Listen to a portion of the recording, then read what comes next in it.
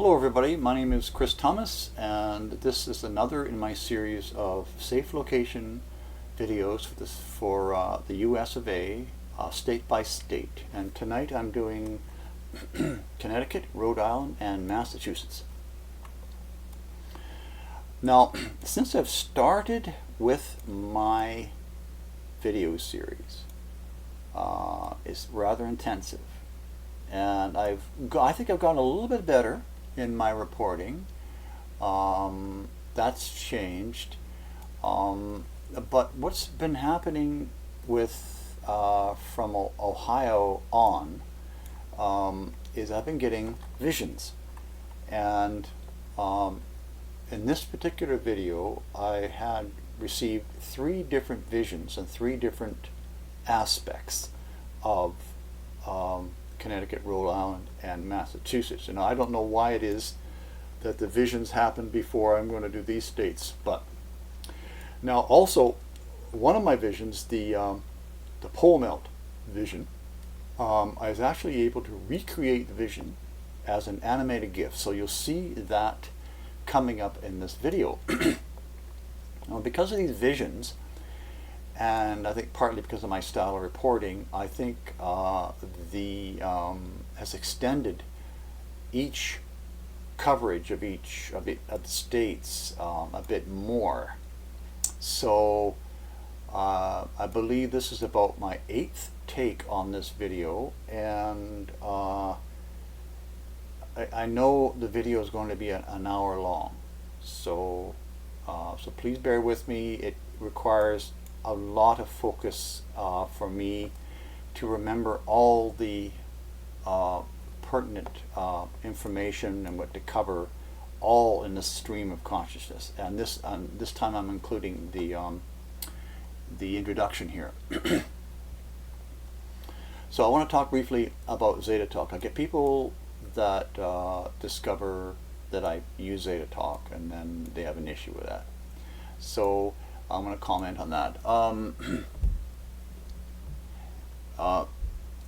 Essentially, there is several layers of things going on here. Number one, the U.S. government, or the probably involving the European Space Agency and certainly not Roscosmos, the Russian Space Agency, certainly not them, or Mexico. But I'm pretty sure most of this is coming out of the U.S. Because they are in the deepest in denial of all the countries in the world, from my perspective, perhaps Canada as well, about well, they're not in denial about the Planet X and the pole shift. What they are is they're not telling. They're doing worse. They're not just telling, but they're fighting it, and fighting it since the late 80s. Now, I suppose that would be another video. I don't think it's very interesting to find out how it is that that the disinformation, Planet X disinformation, works. I do touch on it occasionally, and I do write on it quite a bit, and I understand how they work. But my point is, going back to my main point, is that the government knows what's going on with the pole shift, and they're not telling the public about it. And so why would anyone ever want to trust their opinion on things to do with earth changes when they won't tell you what the cause is? Now, ZetaTalk has been greatly vilified ever since 1995 when they came online. And so every bit of information on from the government, or from what you find on internet buzz, and, is probably originated from the Planet X cover-up vilification of ZetaTalk.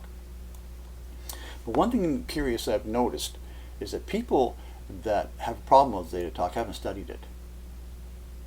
So I always point people to go there and read the site. And if you have a problem with Zeta beings, then you know what, you're looking at somebody who has firsthand. So I know what that's all about. So, but you need to take information based on its value, cross-reference it. And as far as I'm concerned, ZetaTalk is the only 100% contiguous source of information about Planet X, what's going to happen to the Earth and the pole shift. And now, I'm not advocating being a ZetaTalk junkie, like hanging on every word. You have to make your own decisions, and you have to make your own, do your own investigation, and you want to corroborate what you've learned.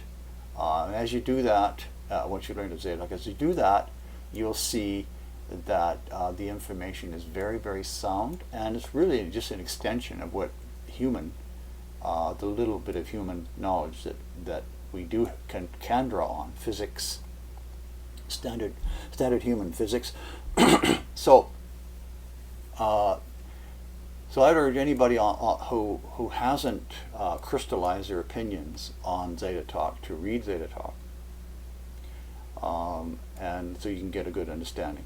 Now, I've been reporting on ZetaTalk stuff since 2009, and I authored 18 newsletters called the Planet X newsletter, and currently I'm still doing the ZetaTalk, rather the Planet X newsletter.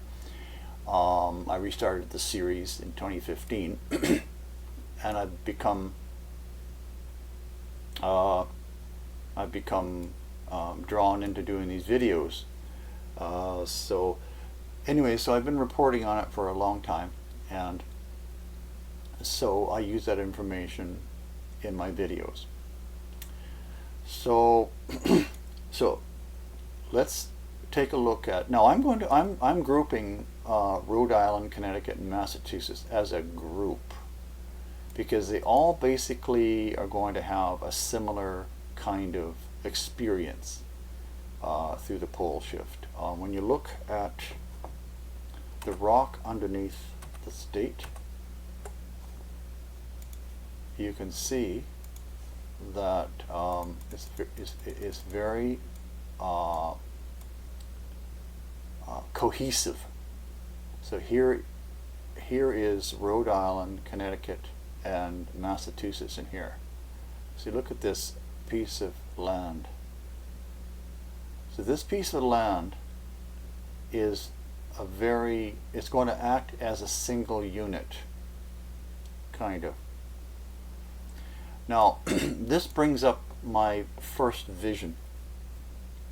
I'm going to back up a bit first. In my previous takes and in previous videos, I used to think that because of all the north-south longitudinal fault lines in this landmass here, and I'm calling this a landmass, even though it's attached to North America.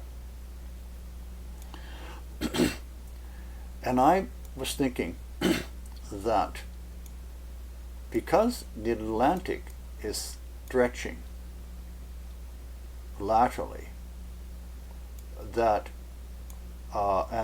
and because the seafloor is losing support, that means it's pulling down the East Coast. Now, I've discussed that in previous videos.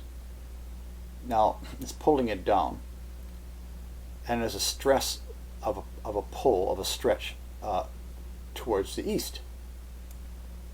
Now, thinking of that, I thought, well, these fault lines may open up during the pole shift and create cracks, dangerous cracks in the ground. Now, so now because this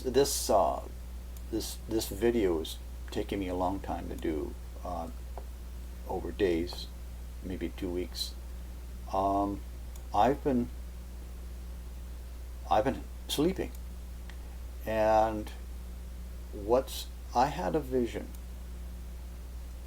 one night, 2 or 3 nights ago, and this was, I'm going to describe the vision to you. Okay, I was hovering over Rhode Island, looking west over Connecticut and Massachusetts.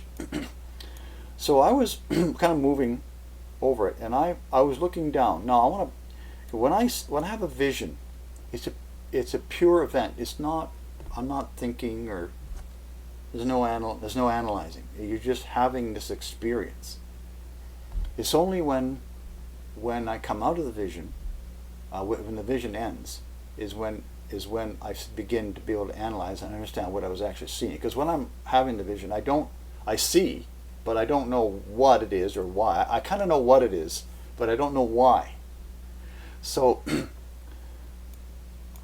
so I'm looking at the landmass westward, and all I'm seeing is just nice rolling hills, ridges and mountain ranges, low mountain ranges, and I'm not seeing any big cracks in the ground. So when I came out of the vision, I realized, oh, I was looking at Massachusetts and Connecticut, because I'm working on it hard. So I realized that's what I was looking at, and I realized the reason why I was, because I was considering that these fault lines would be breaking and opening up the land. And so now I'm of the strong opinion that the land, all of the land in this piece and this cohesive new island that's forming is going to stay more or less together. It's not going to separate or open up. I'm not saying you can have the odd landslide or something like that during the pole shift. I'm just saying that, or maybe perhaps a lot of lands, I don't know, but the ground is not going to open up and crack. Now the reason for that is that, I think I've explained, it's a one cohesive piece of rock, and we know that the split's going to occur down the St. Lawrence Gulf, the St. Lawrence River, and it's going to actually go around this craton in New York here and go underneath now we're talking about the New Madrid fault line now, and it goes under Lake Ontario, through Lake Erie, and I believe down, ZetaTalk tells us it's going to move down this section of land right here, I do believe, right through here. And then, we'll do the New Madrid later. So that is the direction of the fault line. But as far as what I'm discussing now is that there is a tear point here down the Lake Champlain and Albany, between New York and Montreal. So we'll get to the reason why I mentioned that in a second. But this is going to be an axis point right here. An axle right there. Now look at the land here. Notice that is a very different type of land than it is over to the east on the other side of the Hudson River, on the east side of the Hudson River. So you got one type of land here, and you get an entirely different set of land rock underneath this section over here to the east. Now we'll bear that in mind. Okay, so that's great rock, not going to separate. It's going to act as a single piece during the pole shift. This ZetaTalk tells us that this piece of land here will move to the east and open up the Gulf of St. Lawrence through here, and open up that mouth into the St. Now that's a very important factor, which I'll get to in a little bit. Now let's go to pole melt. Now this is what the pole melt is going to look like in 2025. It puts the the Arctic regions, the Antarctic and the Arctic get relocated to the equator, and then ice sheets melt. They flood 675 feet world wide. Sea level goes up 675 feet. Now, in the case of Massachusetts and Connecticut and Rhode Island, and really for this peninsula here, we have, let me switch, we'll switch to here. So we're going to have a bob up of this, on this end, 450 feet. This is ZetaTalk information, Gas Bay Peninsula. Goes up 450 here. ZetaTalk tells us that Pennsylvania gets a bounce up. It's also a bend area, which we'll get to in a second. So, now they don't say how high, but I'm guessing about 50 feet up, maybe 75. The axis point of the bend of the bob up is the Champlain Lake Champlain and Albany in New York, right through there. So this acts as a hinge. So so you can compute your what your coastline is going to look like in the aftertime 2025 by prorating the bounce up from Gas Bay Peninsula to Montreal. So Quebec City, let's say for example, would be approximately 175 feet bounce up. Rimouski in Quebec through to, I believe,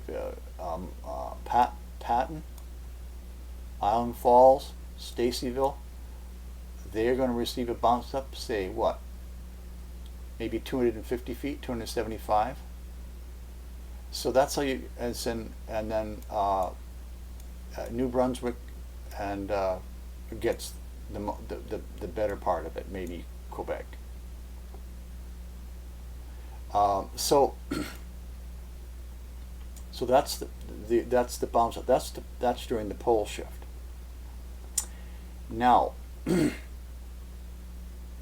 so pole melt. I'm gonna go back over here with it. So now, before we get into the new Madrid, let's just talk about what it's going to switch flood maps here.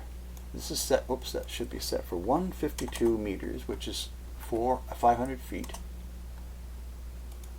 And we're going to zoom in on this. And now, when we do that, we're only looking at this area here. So don't put 152 in and start looking up on the coast of Maine, because it's going to be higher there. There's going to be a little bit more land exposed. We're just looking at Connecticut and Massachusetts and that little bit of Rhode Island and the coast there. So this is going to be approximately what you're going to be looking at. So when you look at this new coastline, and if you're thinking of relocating back to the Atlantic coast in 2025, we have to keep in mind that first of all, this will be a year and a half to 2 years after the pole shift. So during the pole shift, you're going to have this type of action. You're going to have waves moving in much farther than you would during the pole melt. So now it's not going to be quite like this. It's not going to be quite like this because there is a ratio of water movement that's been suggested by ZetaTalk, and that is 200 feet high and 100 miles from the coast. So if we were to take that approximately here, this is approximately the same. So that distance there is 2, 4, 6. So that's only about 50, 60 miles. Hard to believe. No. 2, 4, 6, 8. So that's about 80 kilometers, maybe 70, 65 miles. So you want to be farther in from the coast than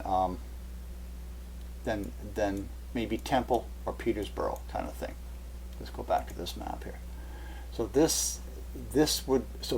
so when you go to the new coast in 2025, expect to find that the homes and properties near the coast will have been washed over. So you have to bear that in mind. Now, if I owned property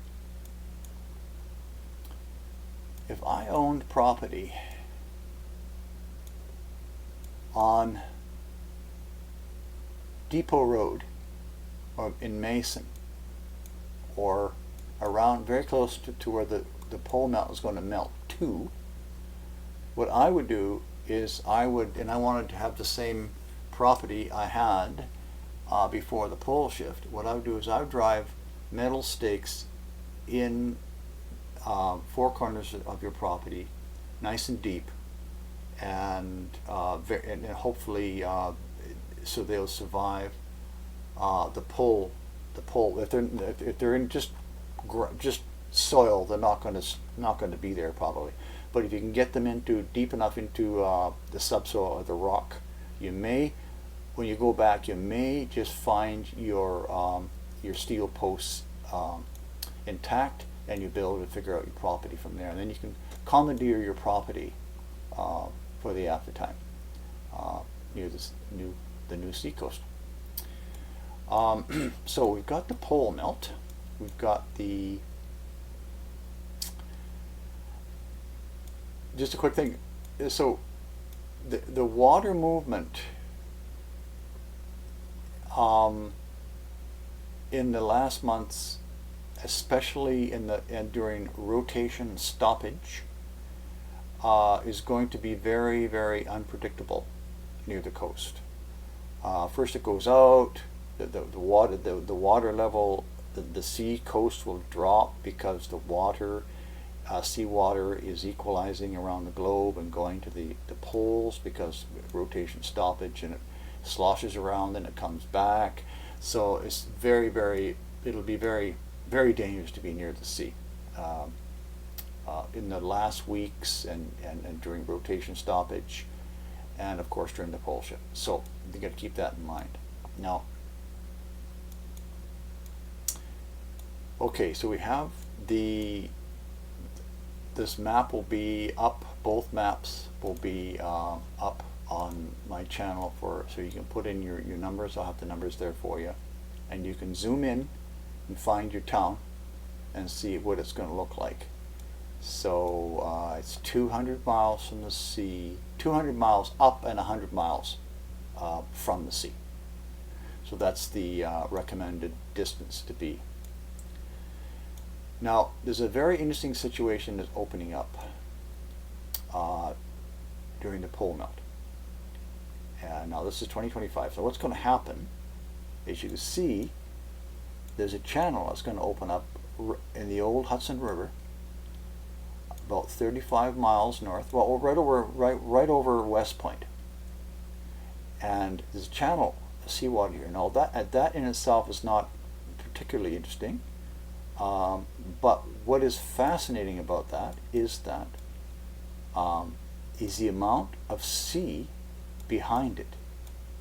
So there's probably over 1,000 miles of sea water behind that channel and this one in here. And what that's going to mean is that when the tide comes in at its highest speed, the water pressure through here is going to be phenomenal.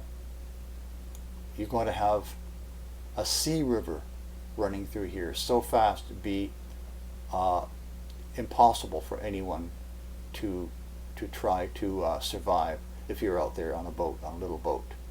So that's probably about one or two or 3 or 4 kilometers.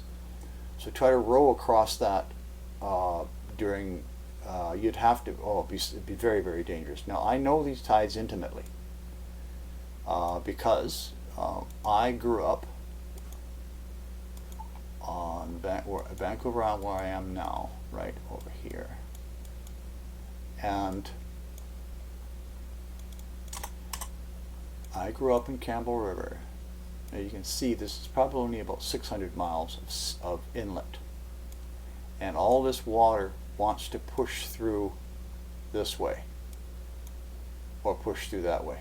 So when this water wants to flow through these channels, it's unbelievably fast. I remember we were on the ridge overlooking this is in the 50s, overlooking the channel here between Quadra Island and Campbell River. The water in here would look like a river. You're standing on the side of a river. It was that fast. It was just incredible tides being blowing through here.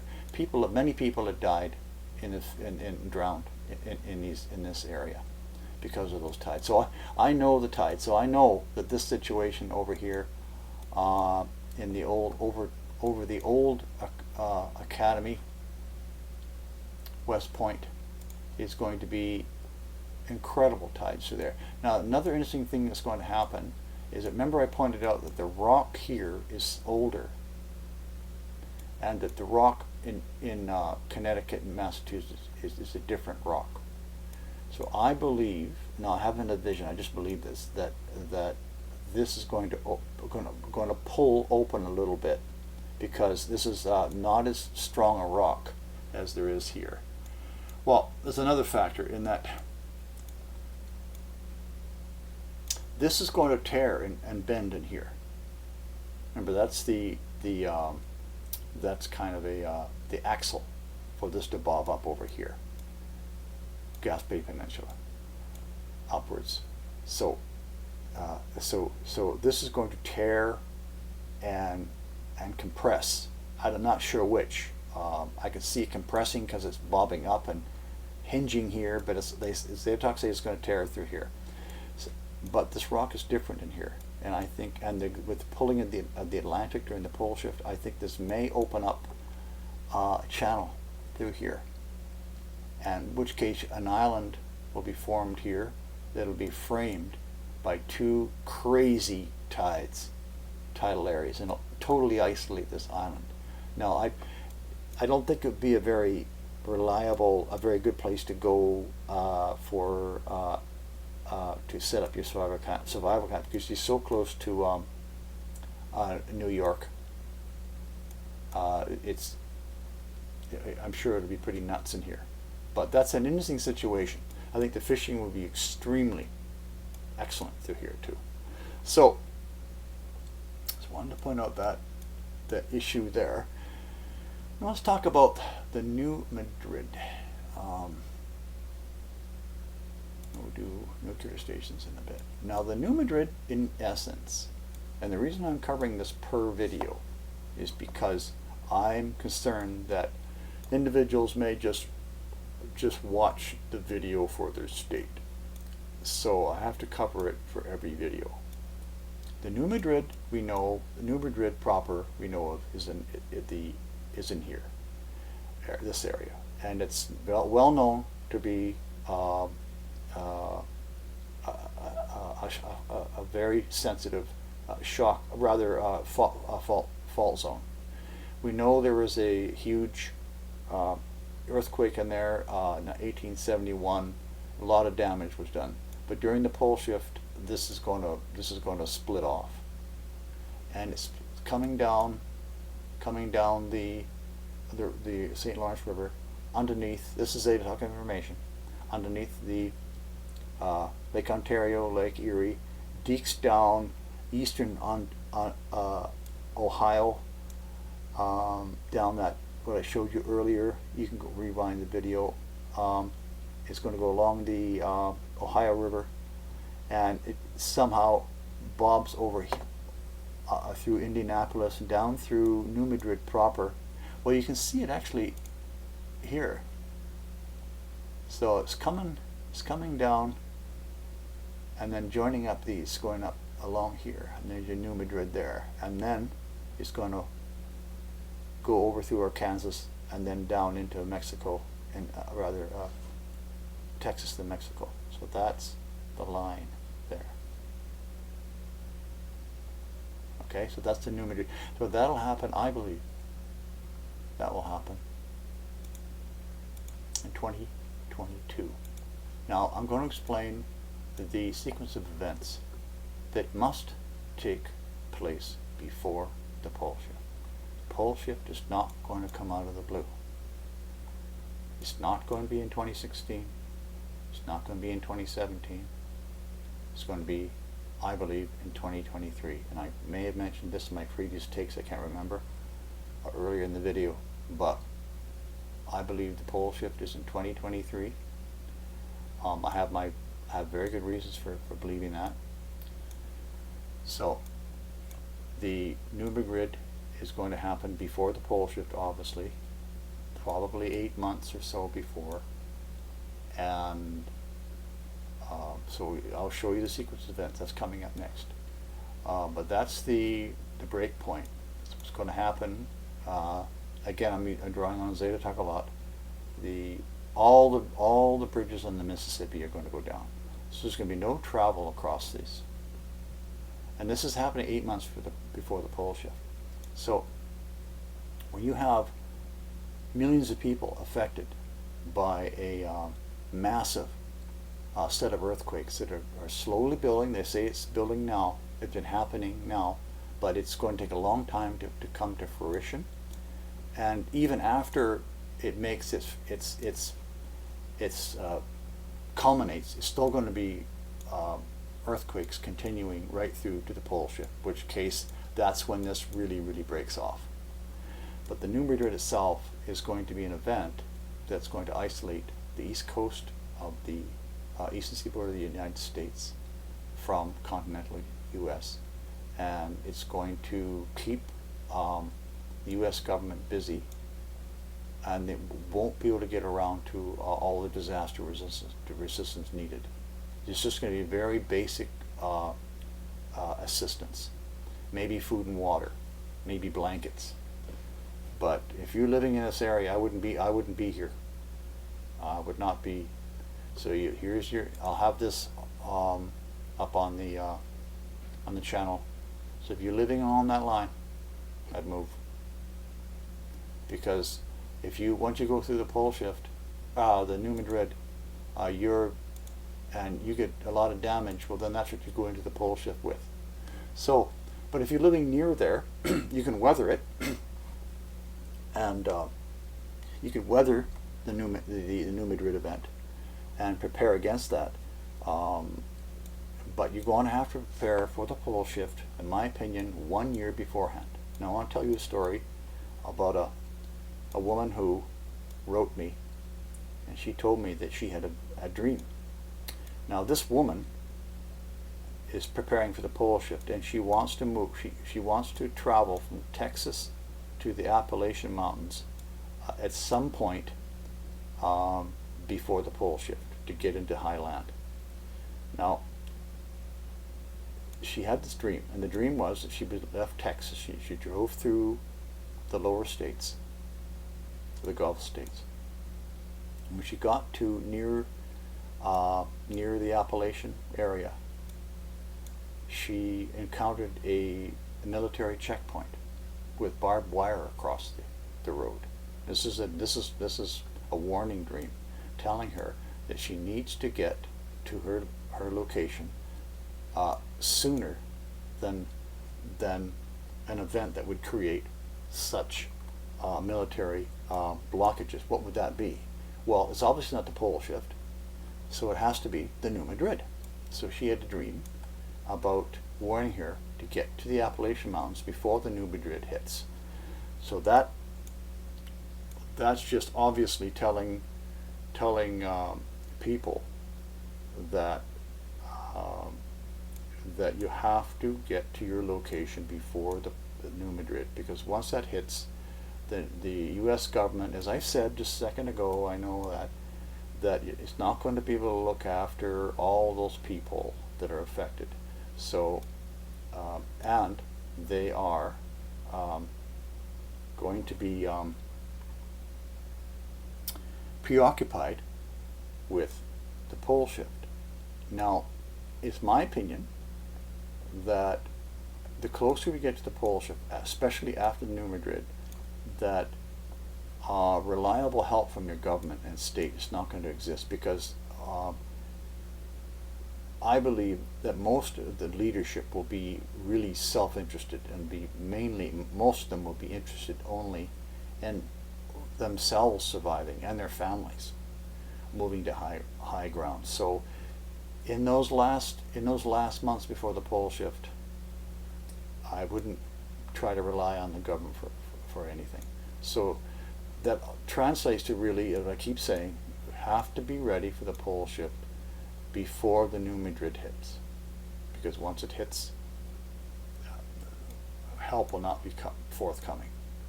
So that's the New Madrid. That's what's going to happen. You can Google it. Go to Zetatalk.com and read all about. I'll put the link up on the channel. Nuclear stations. We got the Yankee, and we got the Worcester, which is really the Polytechnic Institute. Now, in the Polytechnic Institute, did a little research. I read that they canceled the nuclear engineering program in 2000 something. So I don't know how much nuclear material it have on site there. The reason I'm mentioning the Polytechnic is because it's going to possibly not be washed over. Certainly won't be washed over during the pole shift, because it's too far from the sea. But the pole melt will creep up there, and in fact, it gets right into the town. That town. There, right there. It gets right into that town. Right there. As you can see, it gets right in there. That's it. That's 152. That's the pole melt. That's 2025. So we have that. Now, if I lived in, now this, bear in mind here, okay, the pole shift, or rather the prevailing winds are flowing this way. That's the common wind, right? You all know that, people who live there.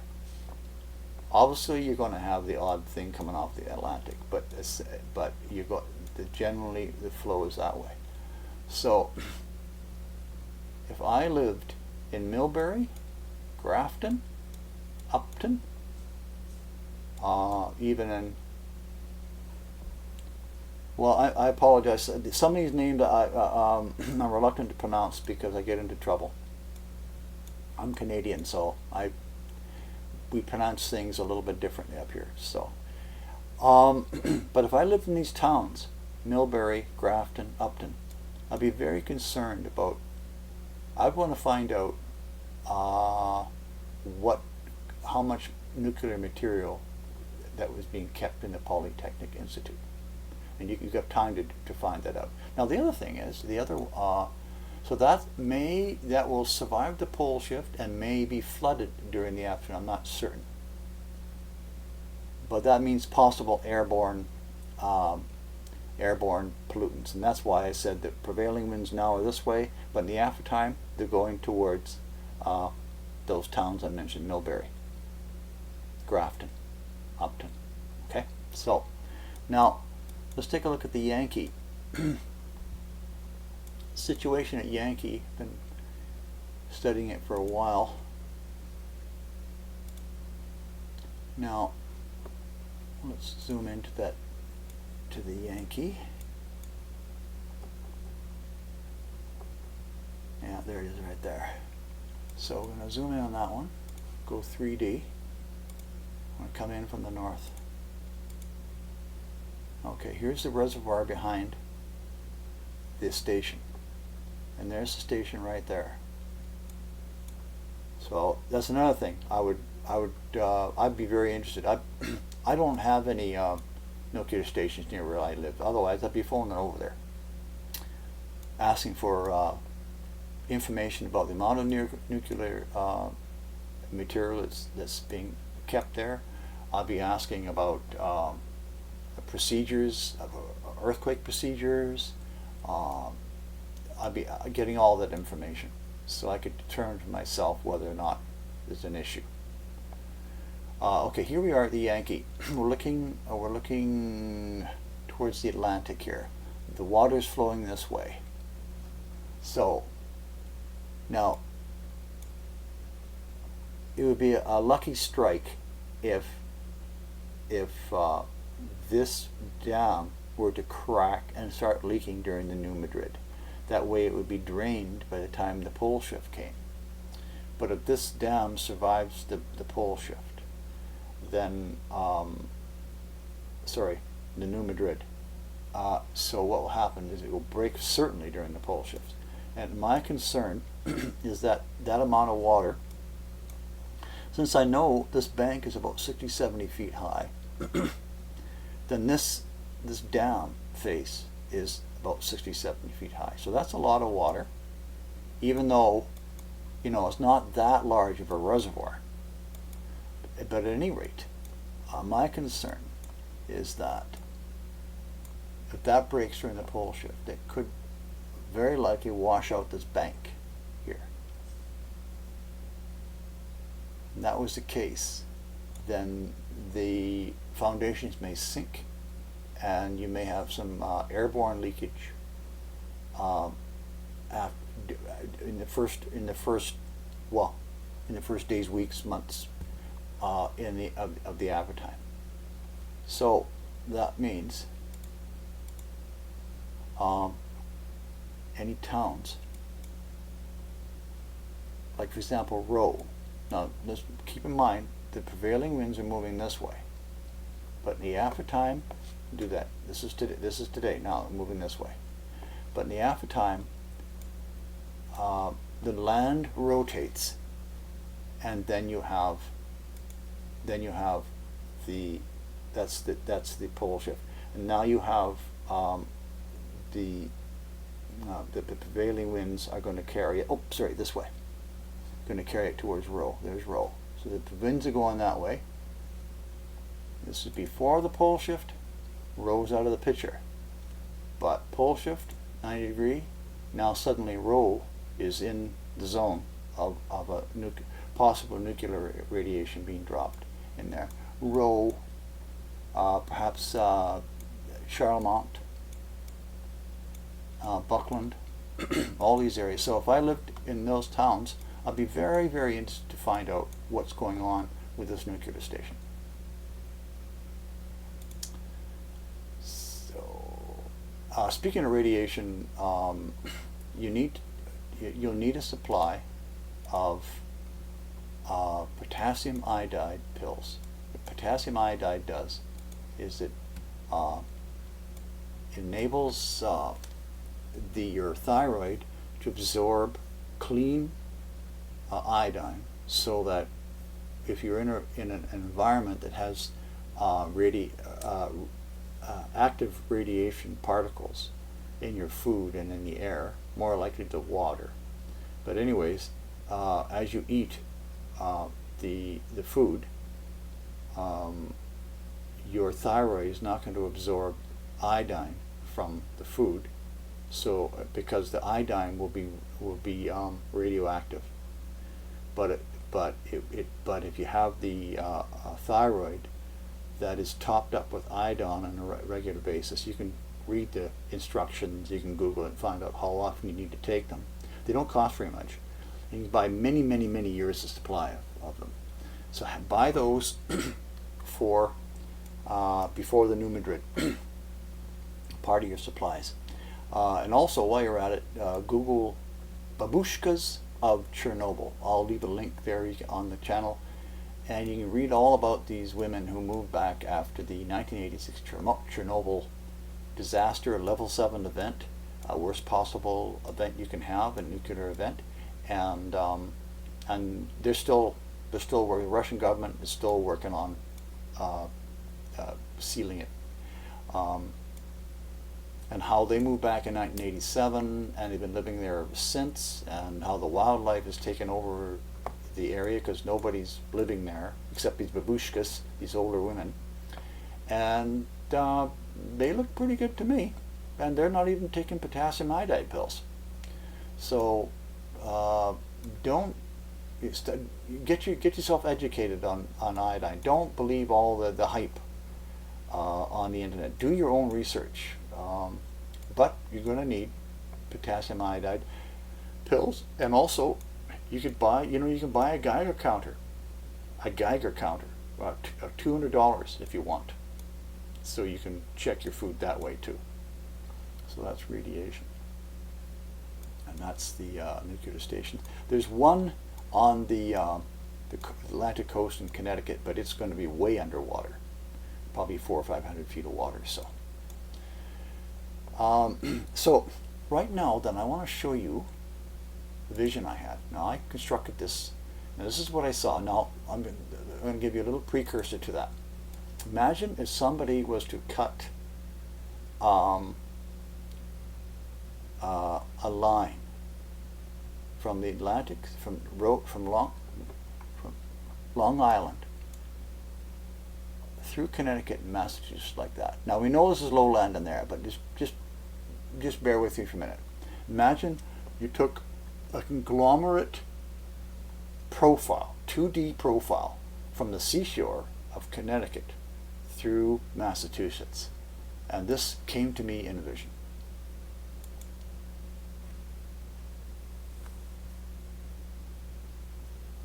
You can see the sea level is rising.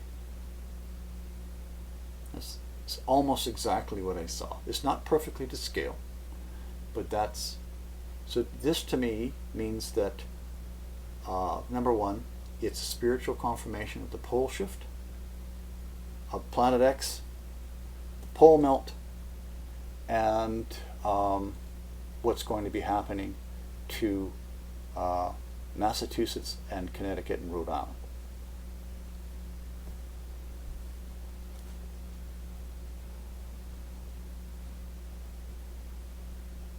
And I have a link on the internet to this. You can. I'll have that on the channel too. So now migration. Now this was the migration image vision I had. Now that's migration is probably the biggest problem that people are going to have. Now I mean migrants, because they're not prepared. They're hungry, desperate, and interspersed among the migrants moving, looking for, will be for food or clothing or something, or place to live, will be thieves.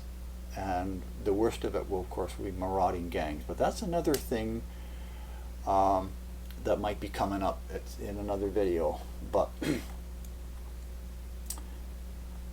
so what I saw in my vision is very interesting. Now, on the surface of it, it seems pretty simplistic, but just bear with me for a minute. I'm using Hartford as an example. Now, this is not to do with Hartford. It's to do with the shape, as you can see, of the roads that lead in and out of Hartford. It's kind of a center of a spider web. It's a network of roads that are all leading out and in of Hartford, Connecticut. So you can see, zoom in, so you can see these roads like that, a star shape, spider legs going out. Okay, now what I saw were black lines following the road. Now, they weren't actually the roads, they were following a track, and I'll get to that in a sec. They're all following a track at a outwards from the high population center, like that. Now, the farther out that the lines were drawn, the thinner they got. So that to me was telling, and this is not the best part, but that to me is telling me that as migrants move from the center, as they move, they settle, and so you get less and less migrants the farther you get out from the population center.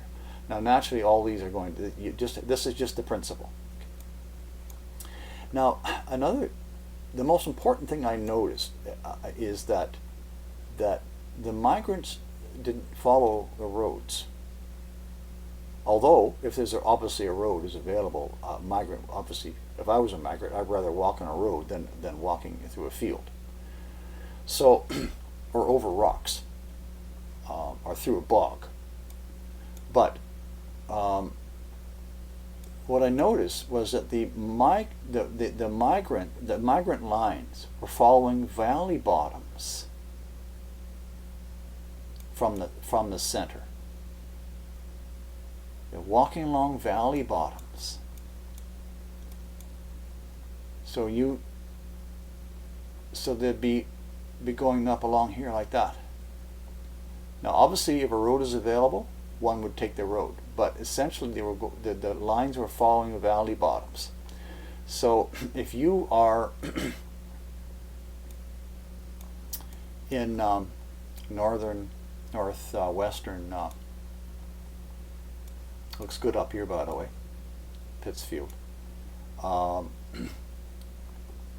If you're up high, you can expect the migrants will walk the lowest route, like that. But if you're up on the hill and you've got propane cooking equipment and you're not having any smoke trail in the sky, you bought the propane and the cooking equipment and the propane for 3 years beforehand, and you're up in here, then you're hidden and you're not going to be found, because the migrants are all following most likely the valley bottoms. So I just wanted to pass that on to you. Now, let's take a look at the weather. Now, this is another interesting thing I discovered.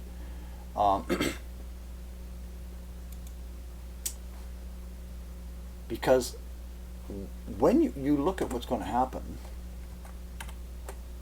up to Massachusetts and Rhode Island, you're going from, from 41 or 42 north latitude now to about 56 north latitude. Here's the North Pole. Not very far, well, it's 4,000 or 5,000 miles away, but there's no land masses in between you and North Pole. So you imagine an ice sheet here, like that. So Greenland here. So I would think, it would be cool to cold temperate at the best. That's what I was thinking. But I noticed that because the ZetaTalk says that the weather will be temperate for these states, be better than what you've got now. And I was thinking, how is that possible? Because they're going to move 12 or 13 degrees. Here you are at 42 for Massachusetts. You're going to move that at least 10, 11 degrees north.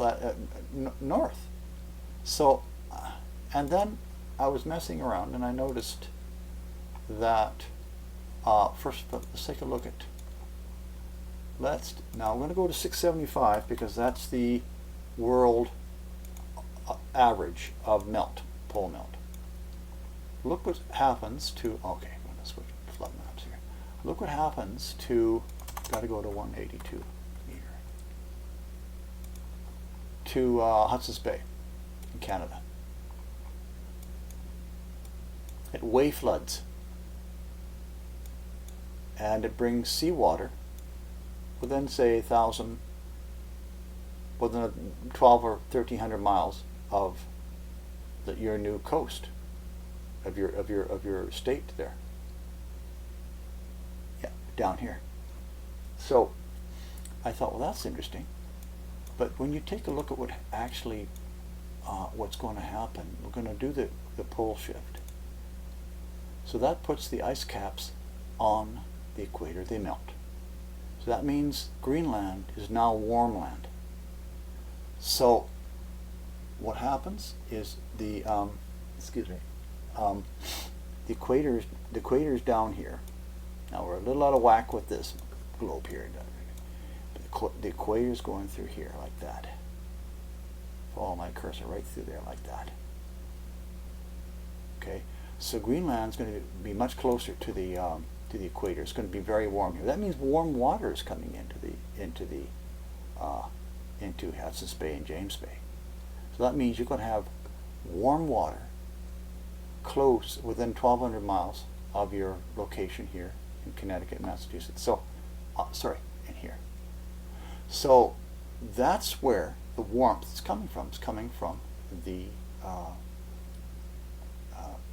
Hudson's Bay.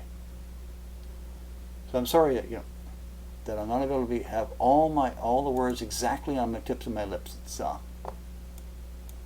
complex. So that's weather. So weather's going to be good, temperate. That means probably cold winters and warm, hot summers. Warm to hot summers. So I don't think you can get any better than that. That's pretty terrific. So I think that covers those states of Connecticut, Rhode Island, and Massachusetts. So since this is one cohesive video, I'm going to conclude that that this is what we covered tonight, obviously, and that my next video will be, I'll put New Hampshire and Maine together. And so this is Chris Thomas for now, saying thanks for watching, and best of luck.